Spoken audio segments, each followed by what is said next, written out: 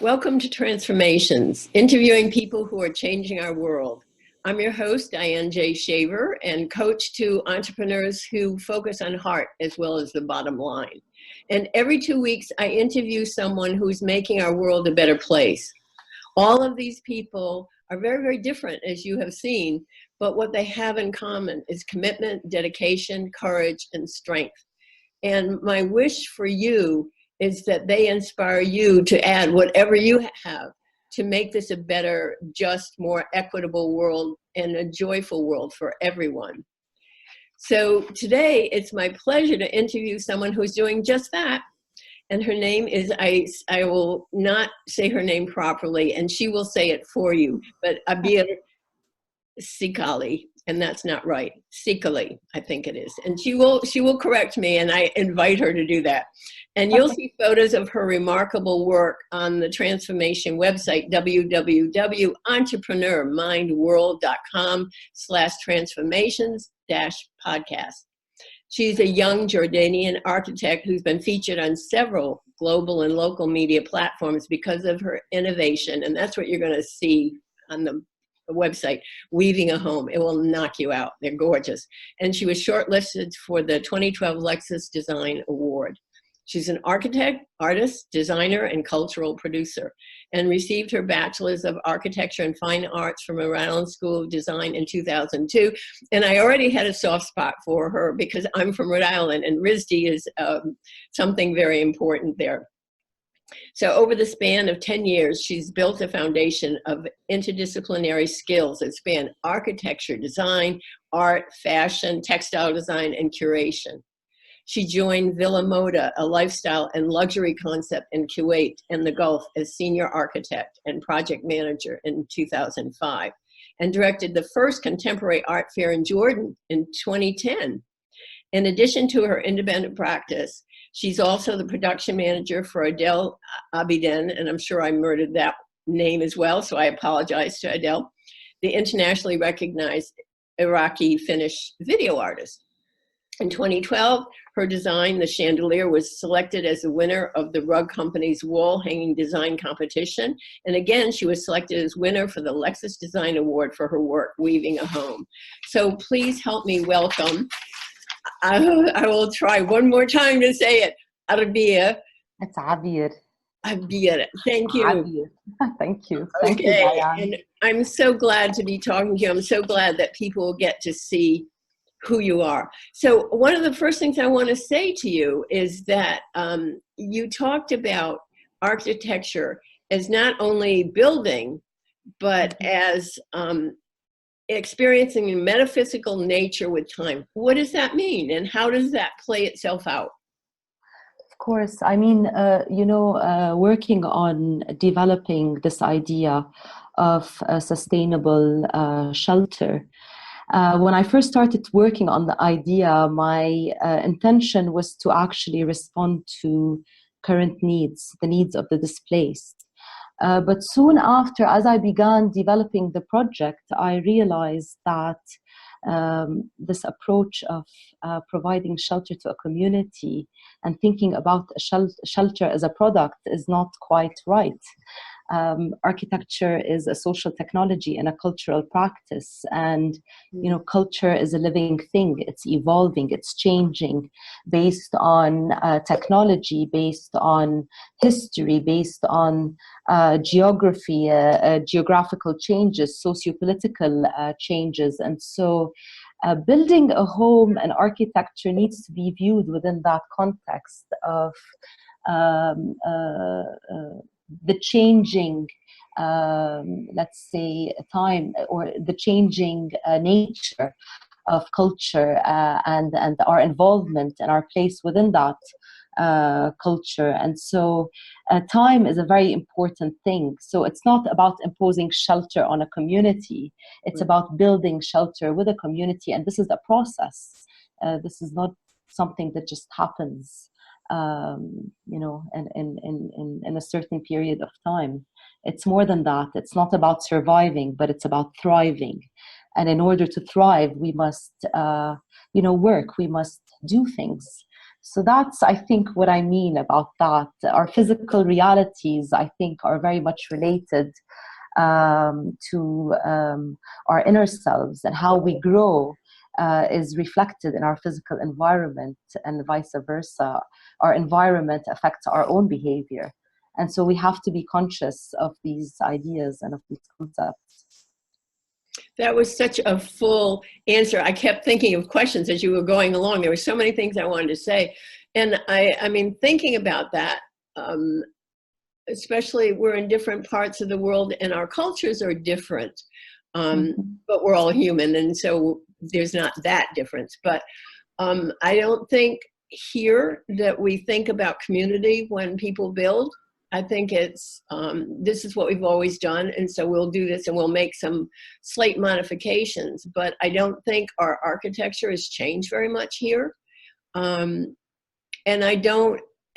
what I was also thinking as I was reading through some of your things is that climate change is going to dictate how we live, and I think it will make it very, very different. So how do you see climate change as an impact on the way we live? And then the other thing, do you see people in different parts of the world taking in different ideas about architecture? Like I said about what it's like here, people just build, and I'm in Charleston, South Carolina, and they're just building and building and building, and they're all the same. Yes. So talk about those points, if you would. Well, I think first of all, what I'd like to say is that weaving a home is inspired by principles that originate in nature, tradition, and technology.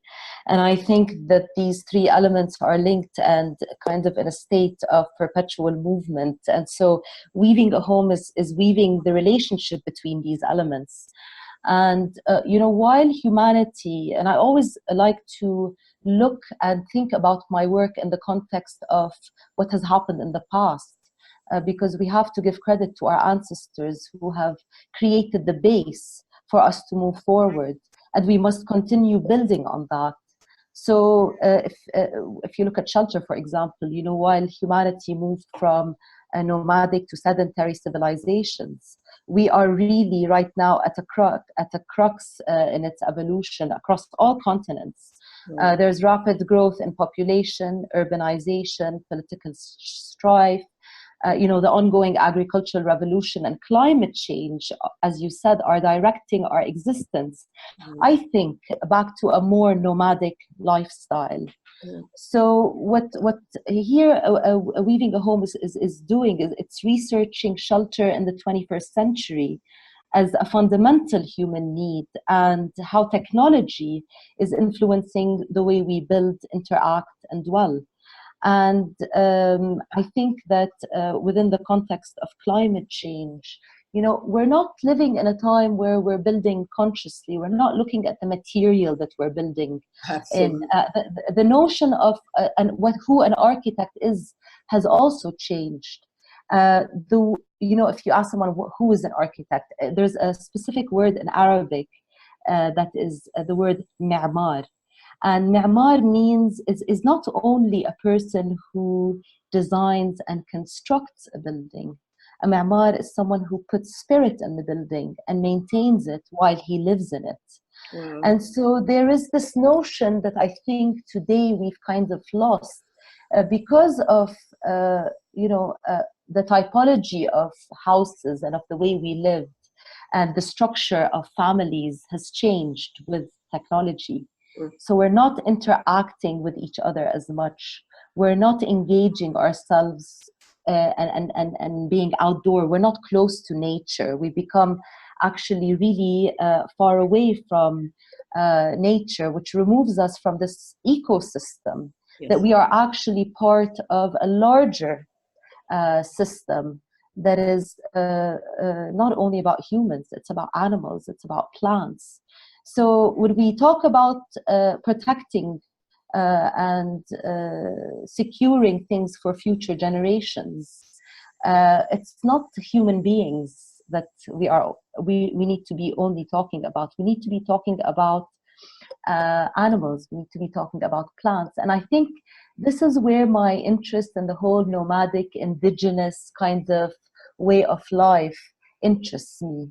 Right. It's because climate change for indigenous communities, for example, is not an intellectual exercise, it's a sacred duty.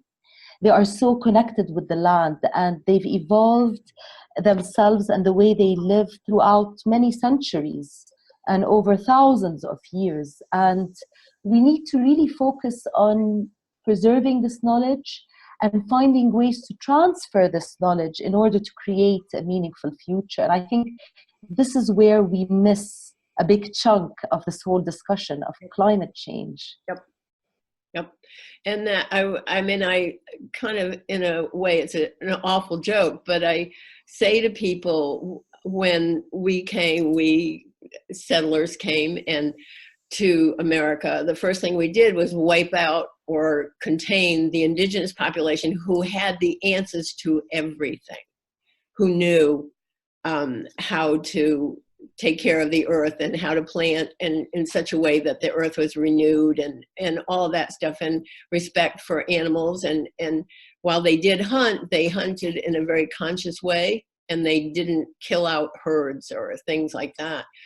And that's what we've done. When we brought slaves over here, they also had great knowledge, and we used their knowledge of planting and so forth, but we didn't pick up that they had knowledge of how to live. And that's a key thing. I think we've lost that, and I don't know if it's just an American thing. I think it's not, because I see what's going on in a lot of other countries. But I think you're absolutely right that we need to get back to what it is to be human and how to interact with the rest of the planet. And also ask questions. You know, how can we capture, maintain, and pass on this knowledge, or traditional knowledge systems and values, to future generations? And or the question, for example, one question that is central to the work that I'm doing is, what is a home? It's a very simple question, but how are we? How did we live? How are we currently living? And how do we see ourselves dwelling and interacting in the future? And most importantly, how is technology affecting our human values?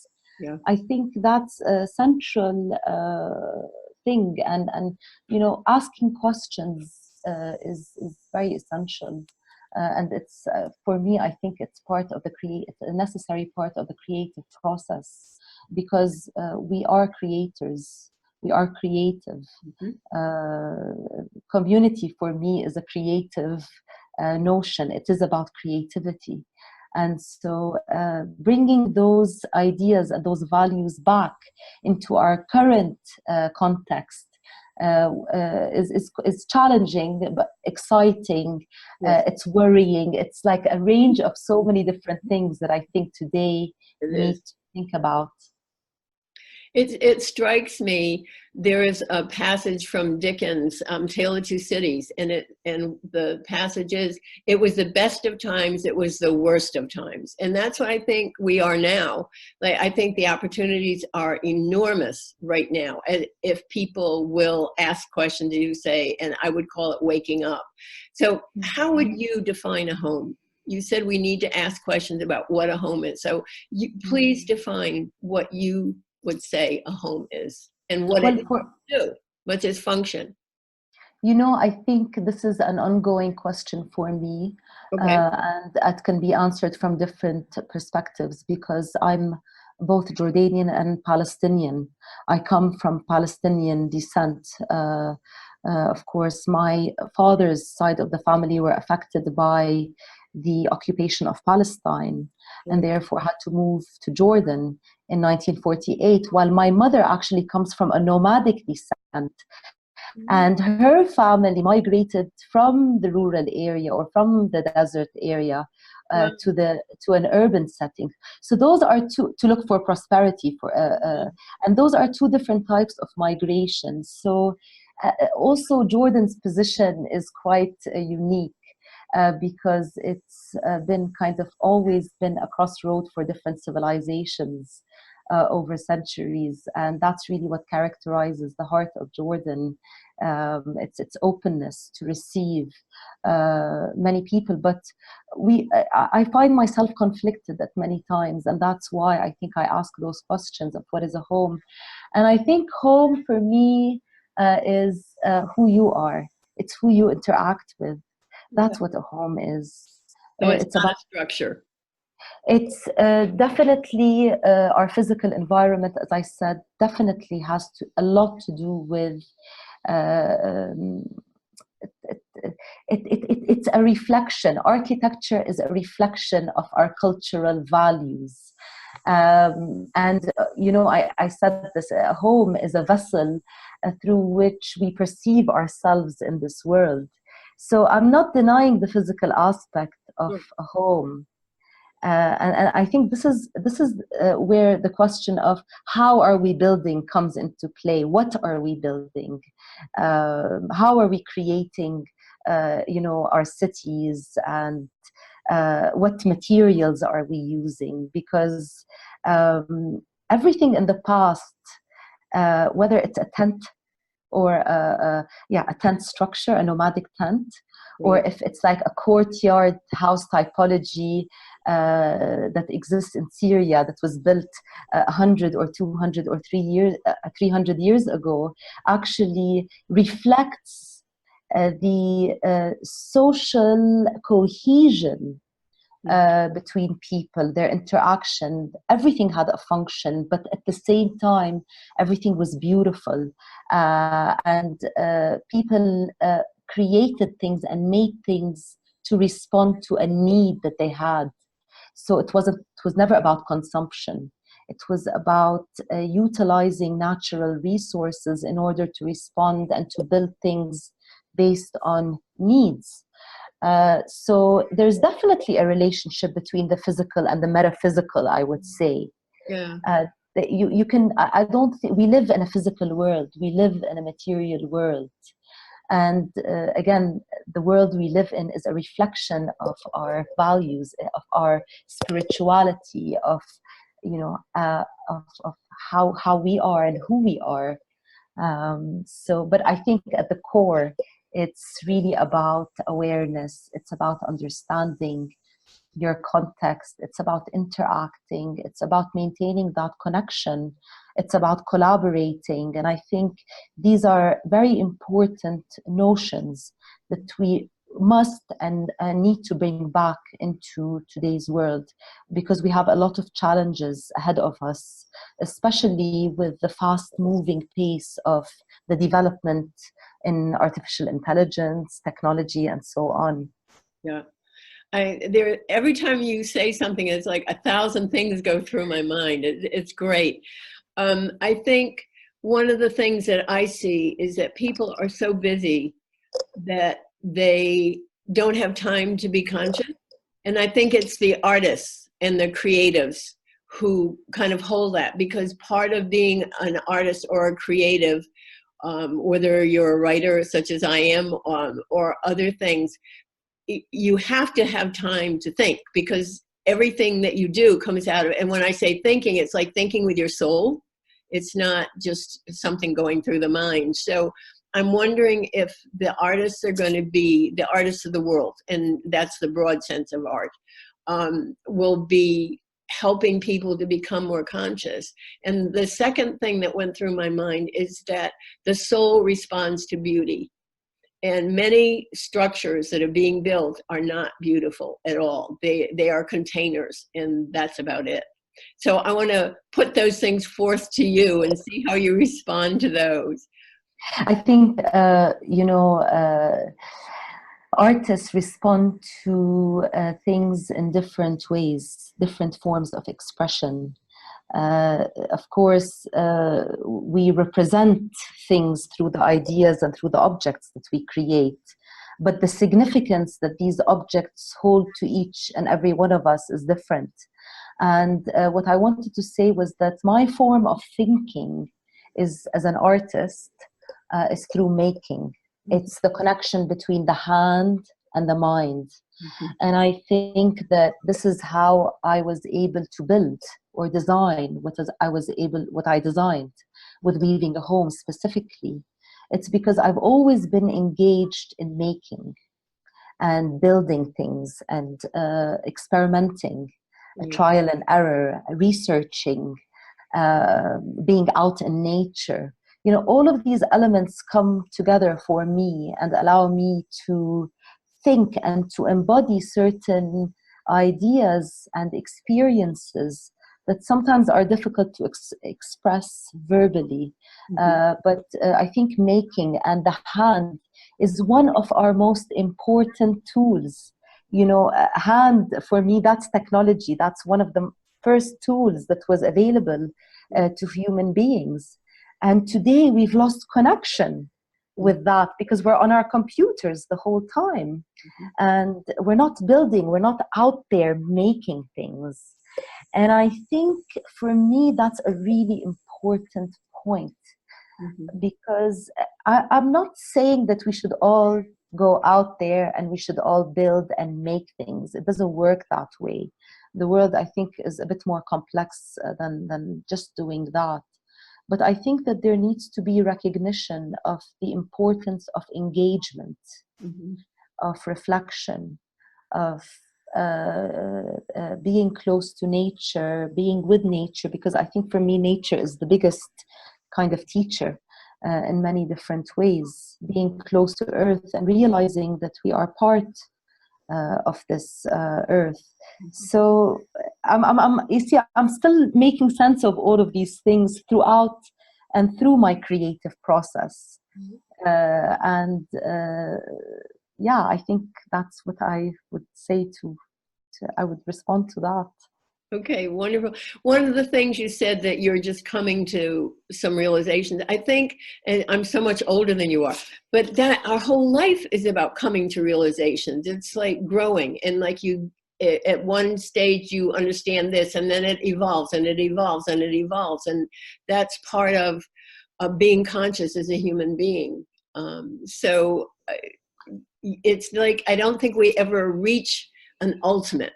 I think we're always in the process of becoming. And I think that's what's exciting about being human, you know?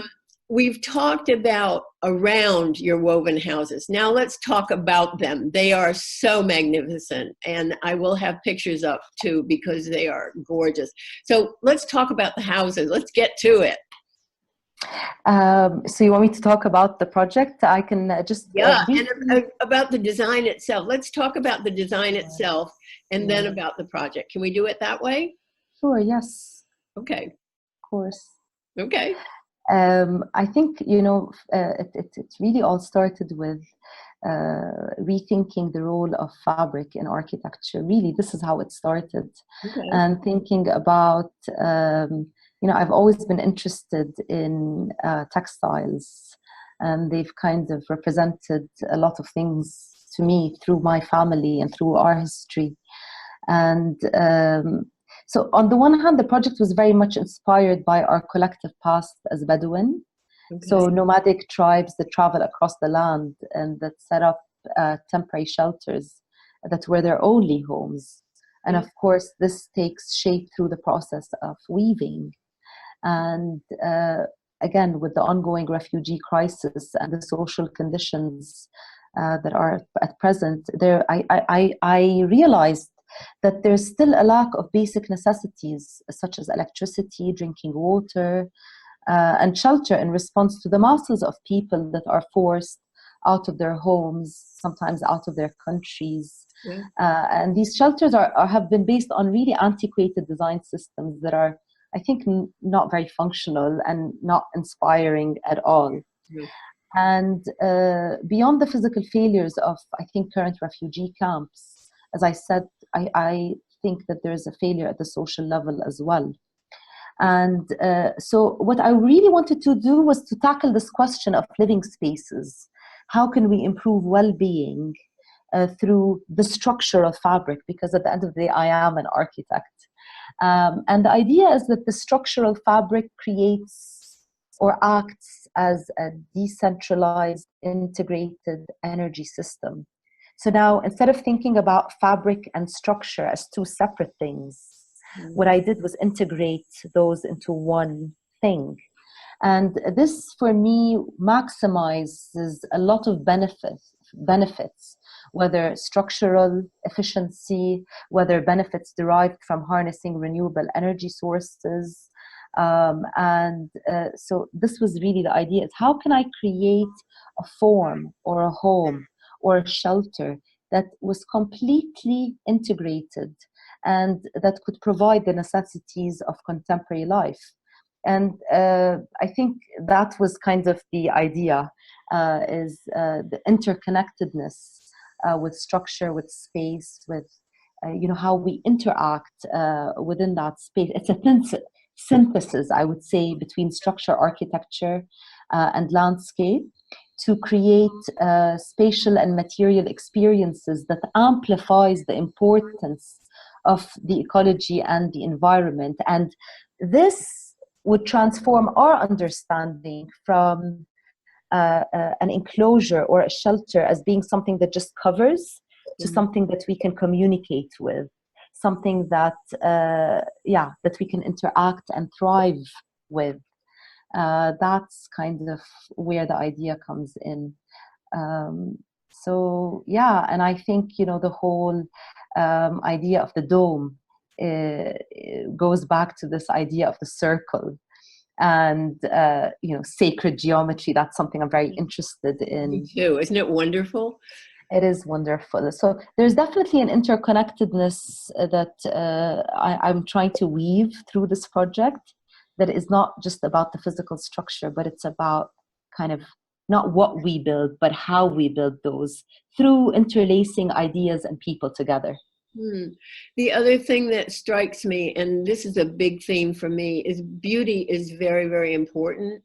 And while that might not have been foremost in what you were doing, the result is beautiful. And I think that people respond to beauty, and living in something that is beautiful does make a change in your consciousness. 100%.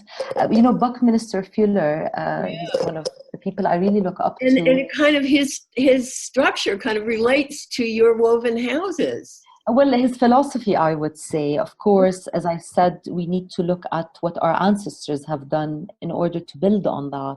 Yeah. So there's definitely a reference to Buckminster Fuller, but he would say that when I'm designing, I don't think about beauty.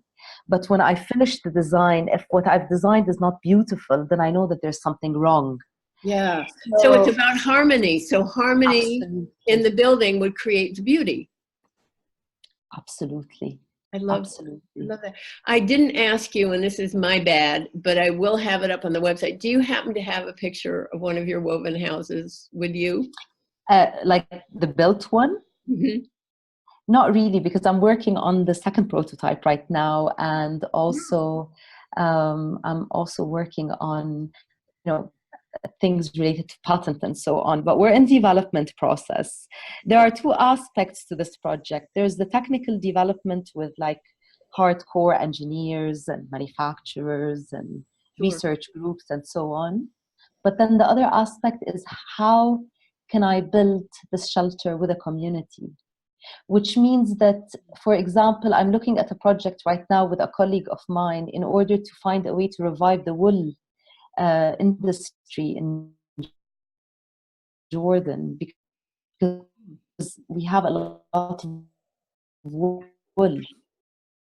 from sheep. We go back and revive that and provide capacity building to women and to communities, and find new ways to manufacture the tent through this available resource. Wow.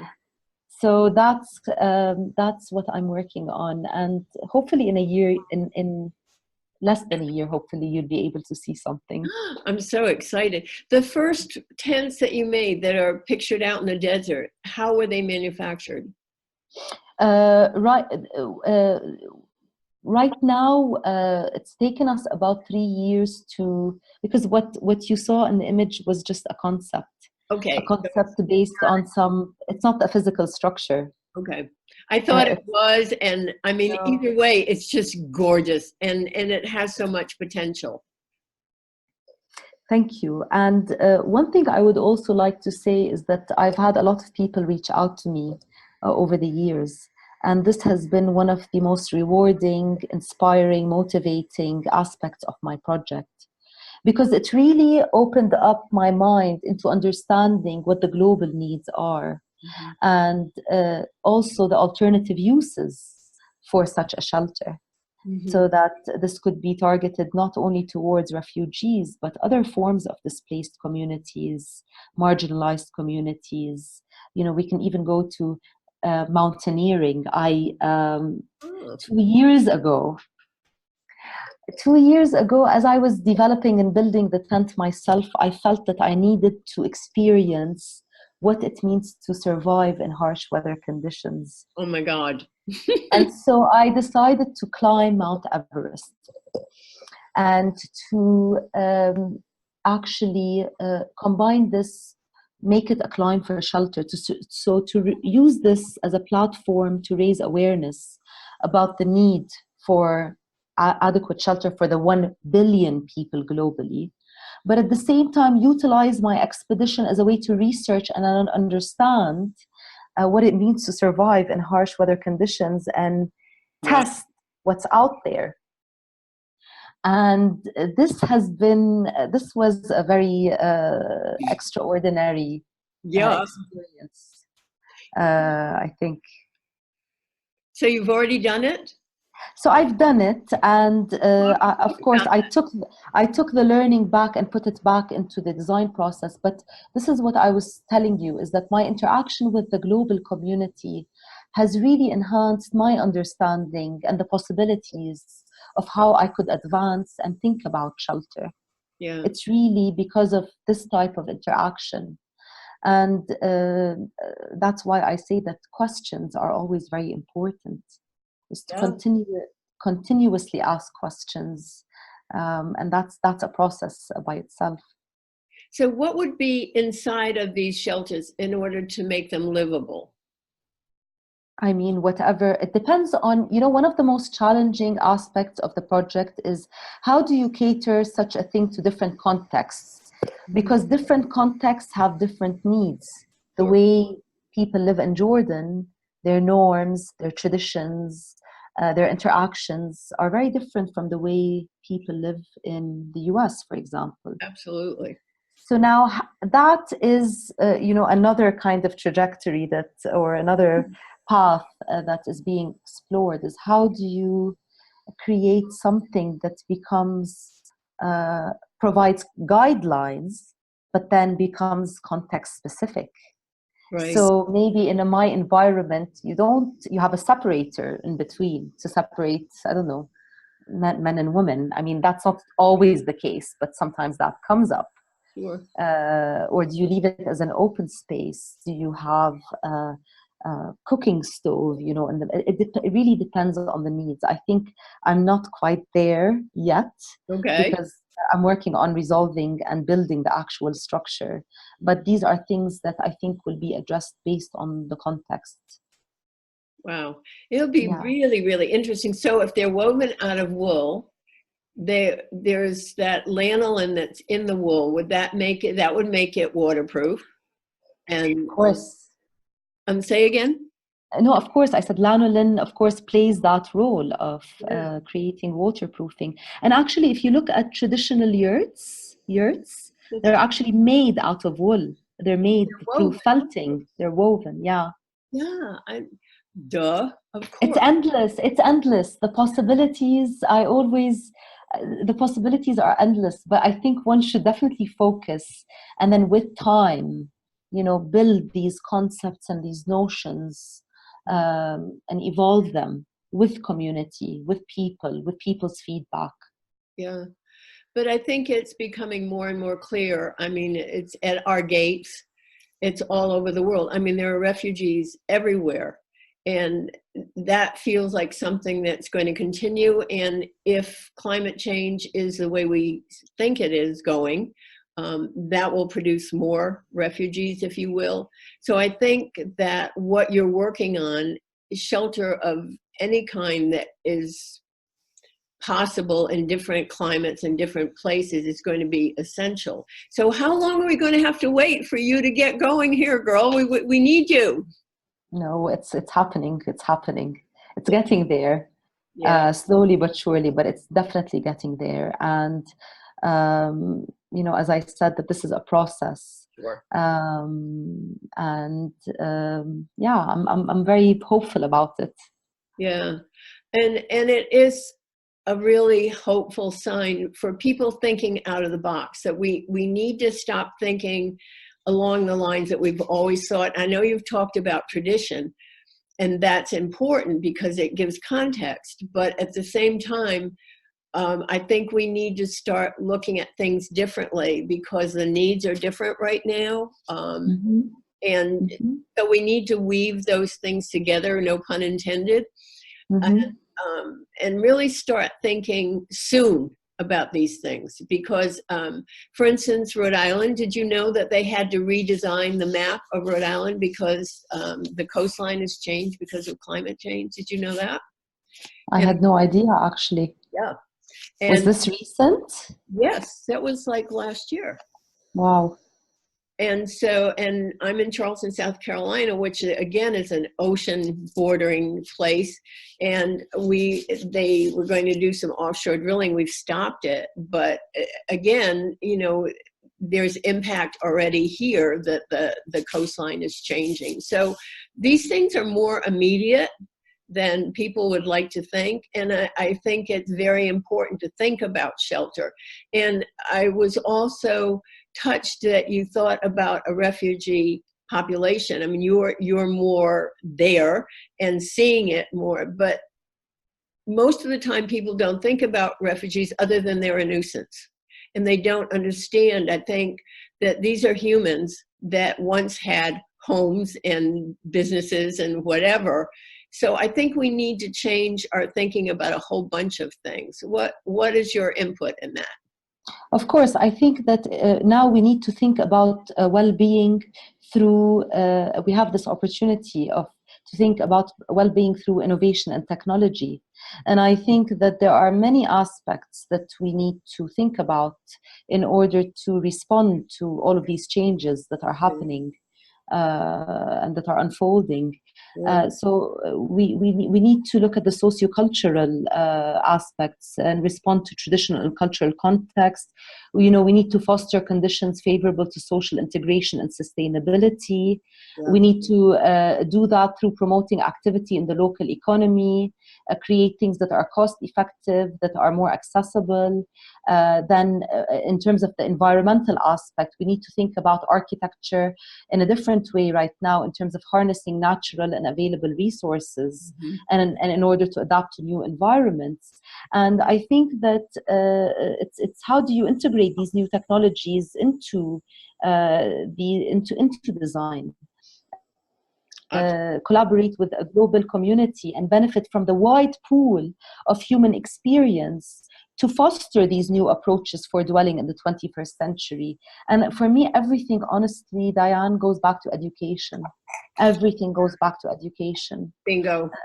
Yes. Bingo. Everything.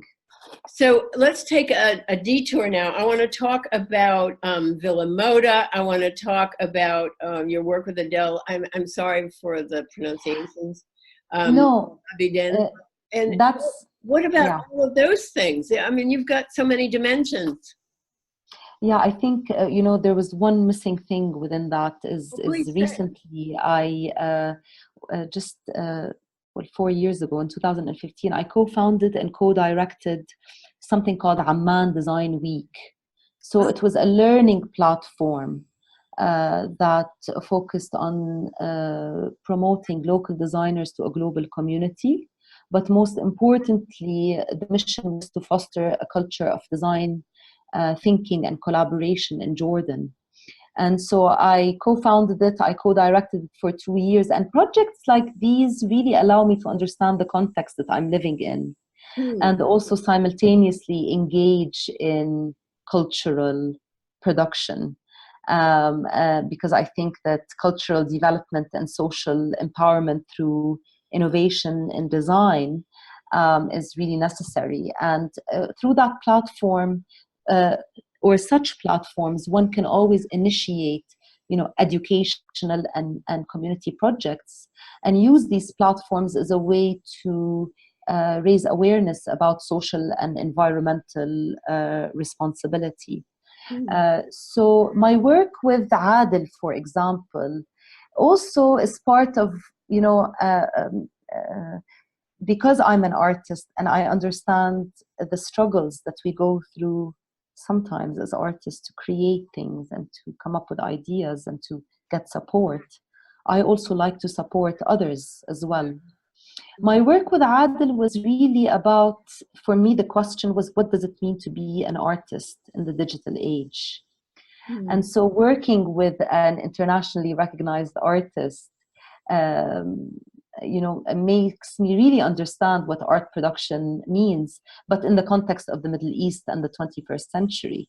And of course, in our part of the world, there were dominant trends in the market which, referenced ethnic and national markers as a unifying identity for a homogeneous Middle Eastern art. And I always questioned why certain representations of Arab culture were deemed more legitimate than others. So what does it mean to be an artist with the roots from the Middle East? Sure. And how can artists produce works at the same time speak to a global audience? So working with Adil really allowed me to delve into such questions, but also themes, memory. It allowed me to gain a different vantage point from which to address these kinds of questions. And my work at Villa Moda was a totally different experience because it was really about choreographing retail environments. Oh, wow. And dealing with retail, luxury shopping, craftsmanship, art, and so on. And also, I think, Villa Moda was very interesting because we always used the concept of the traditional bazaar as a base to rethink how we can create contemporary shopping experiences. So again, it goes back to, how can the typologies of our past continue to shape the interactions of contemporary society? So I think, the things that I'm interested in are similar, but they've been just kind of experienced and manifested through different experiences and projects. So what other things are you thinking about? I mean, we know the woven houses are going to be there in your consciousness and in your sight for a long time, but what other things are kind of coming to you? What's kind of percolating up there? I'm working on, of course, my website unfortunately is not updated, but I'm going to be updating that soon. I've been working on other shelter related projects that integrate some of these notions that I'm talking about, but in a different way. And simultaneously, what I'm creating is a platform called Al-Mamar. Al-Mamar in Arabic means the passage. And it will be a cultural meeting point between collaborative creativity and socially engaged practices. And so the mission will really be to weave together research, community development, and local resources with storytelling and new media to create awareness and promote the creative potential and visions of individuals, communities, and a society. So it's about cultural production, but utilizing this research to kind of pour back into my own design work. And I think that's would be quite interesting and also complementary. Wow, I love that. So, I mean, when you think about it, creativity is creativity, and it's not in a box. It's not just one thing. It keeps expanding, and it has to do with consciousness and education, as you said, and education in a more traditional sense, but also education in the sense that we keep growing and learning as human beings too. So, absolutely. So how can we weave together what you're doing, the Middle East with the States, with other Western cultures? How can we promote that? How can we use those art things as a bridge for understanding? I think that we are at a very lucky time where we have access to the outer world. Mm-hmm. And I think that engaging in diverse discussions that include a diverse group of people is really necessary for us today to advance in whatever it is we do. You know, it's not about me as an architect only thinking within the framework of architecture, but architecture actually, it's realizing that the framework of architecture extends beyond architectural practices, which are just happening in the studio. I think it's really about gathering a multidisciplinary group of people to discuss these topics of climate change and of the way we're living. Have different types of people come together. I think that's when we kind of start communicating, having a common language and discussing things and understanding things from a larger point of view. And I think there's an opportunity to do that today more than ever. It's that exchange of knowledge and the diversity that happens within that. It's cultural exchange. It needs to happen more. To get beyond our comfort zone and go beyond our own houses and see what others are facing, what's happening out there. And I think that's very important, this idea of going out and talking to people and traveling, and if you can travel. But also, I think the time to go back and reflect and to think and to document and just reflect on the observations. It's to be aware, really, to be present. I think is quite important. So that bridge, art is definitely a bridge. Absolutely. Art is education, I think, and education is an art as well. I think that through art, we have the possibility to question systems of order and use these different forms of expression to understand a problem. Absolutely. So art has that role, I think. I think it always has. I think it always has. And I love what you said about we need to connect up. This, in some ways, a lot of countries are becoming more insular. This is a time when we need to be speaking to one another, with one another, and discussing things. And as you said, like awakening consciousness and awakening new ideas, and then take those back into our own context and use them. But I think this is the time where we have to connect. Yes, I mean, we are all, everyone, we are all producers of space and of culture. Yes. But we need to become more conscious drivers in the dynamic forces that shape our culture and built environment. You know, as I said, the cultivation of a place is not about what we design and build, but more about interlacing people and ideas within how we design and build. Right. And we need to be those vehicles and contribute to the social and cultural progression, and to create places where the precise and ordered relation of people takes place in a peaceful society. Yes. So I think it's consciousness, becoming conscious, becoming aware, and realizing that your place in this world and your position is actually part of a larger ensemble or system. Yes. There's this very nice word that I learned when I visited South Africa, and it's Ubuntu, and Ubuntu means I am because of you. Oh, So I love that. yeah, and one has to realize that you are because of who they are, because of who they were, because of Yeah. who you're surrounded you, because of others. That's who you are. It's because of who they are. Yeah. I think that's gotten lost. There's so many things, I think so many opportunities to see things differently now. One of them is to interact with people from different cultures. Like, I feel really privileged to be part of your world at this moment. This is just lovely to share your Me too. world. And to keep those going. I've always had a vision, and maybe this is something that we might touch on at some point.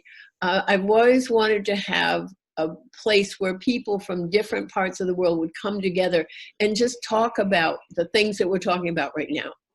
And I think that would change so many things. I think as we learn to listen to other people and talk with other people, that all of a sudden the boundaries disappear.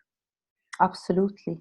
And This is absolutely, and this is why I say we need to create a network where different platforms come together and discuss these issues. And I think from what you're saying is that also collaborative creation is essential today. absolutely, This joining together of past and present. In the case of what I'm interested in, is key to the revival of our built environment, where things from the past need to also play a vital role in building a meaningful future.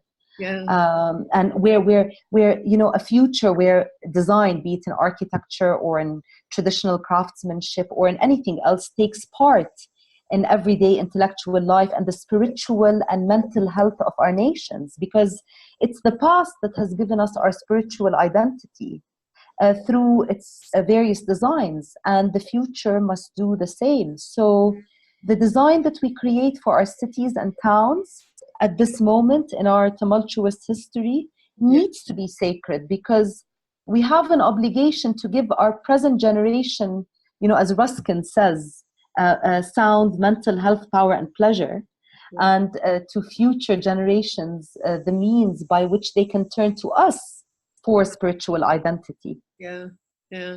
It's So interesting. As you've been talking, I've been thinking, you're in a part of the world where you have that kind of past. We're in a part of the world which it just doesn't have that kind of past. It's too new. So we have to borrow from where our ancestors came to this country, from different places. For me, from Russia and Ireland. So I think that's part of what we have to do as Americans here, is kind of pull in our past from our ancestors. And you're in a place where you're surrounded by it, which is kind of wonderful. but it's interesting you say that, because I think people here, not everyone realizes that. Really? Because no, not at all. On the contrary, I think that this is one of the things that I'm trying to champion here in Jordan, is to say to people that you need to be more aware of your own cultural heritage and history, and borrow less from the West. I mean, I don't mean that in a negative way, but we've been colonized, for centuries. And I think that sometimes we have this tendency of not to realize the importance of this area that we're living in, and of the importance of the past, and that we should be proud of it.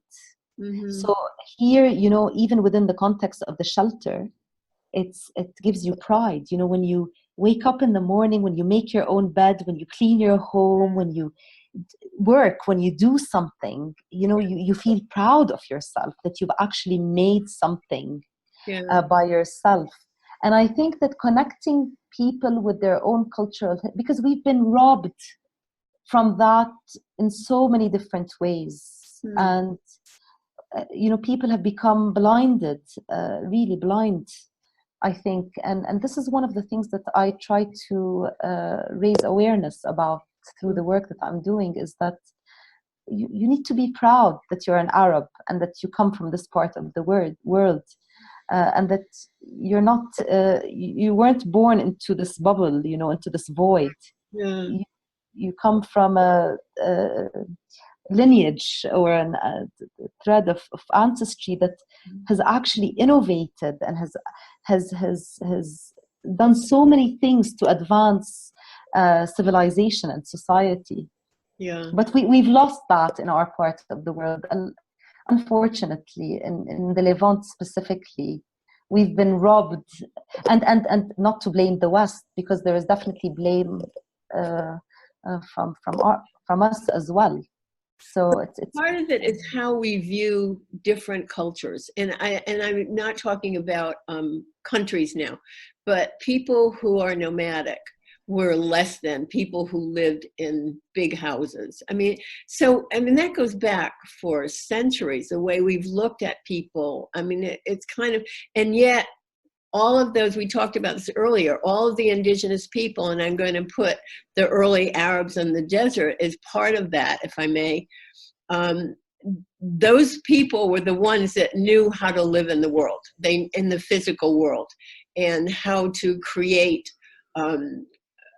a city out of nothing, and how to sustain themselves. So they had, like what I was saying about our Native Americans here, like they had the answers, but we've always looked down on cultures that didn't have factories or big houses, and it's kind of backwards. It's like, that's because of the patriarchy. Yeah, hallelujah.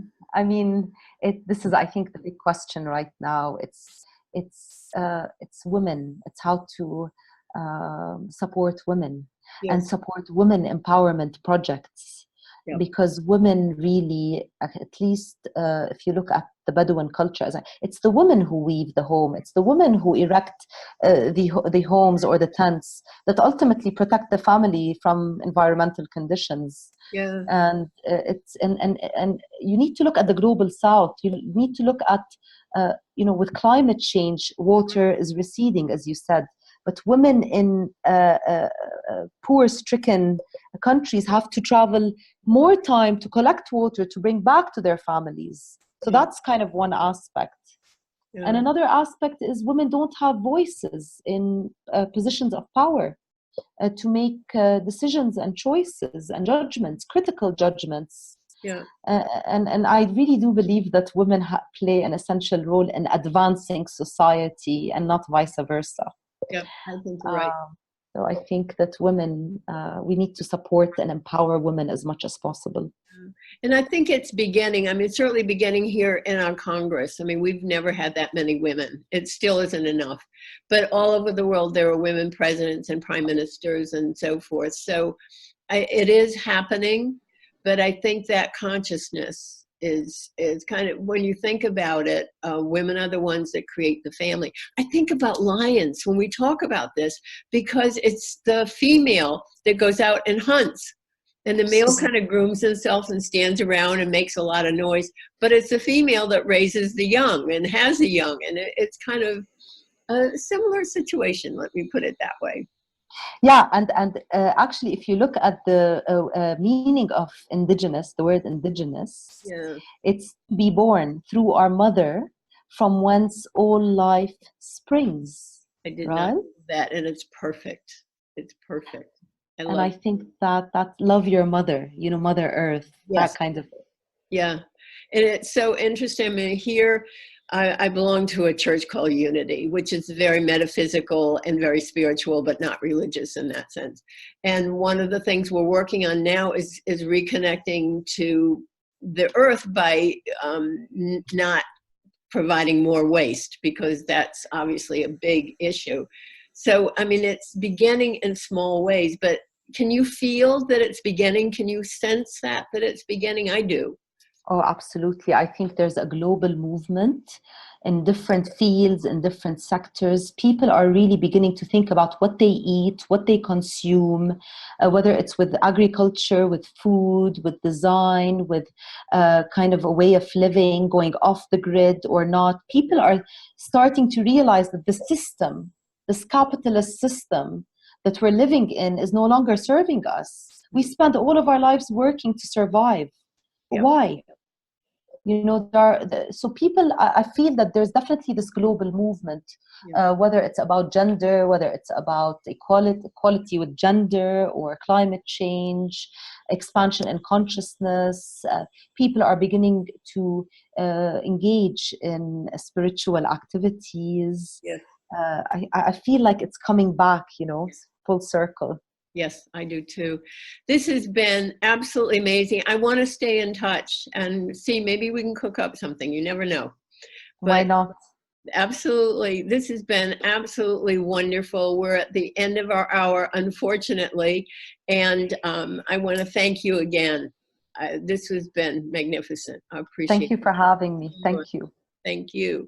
Thank you. I want to thank all of our listeners for being with us today and for hearing this wonderful woman whose name I'm going to murder again.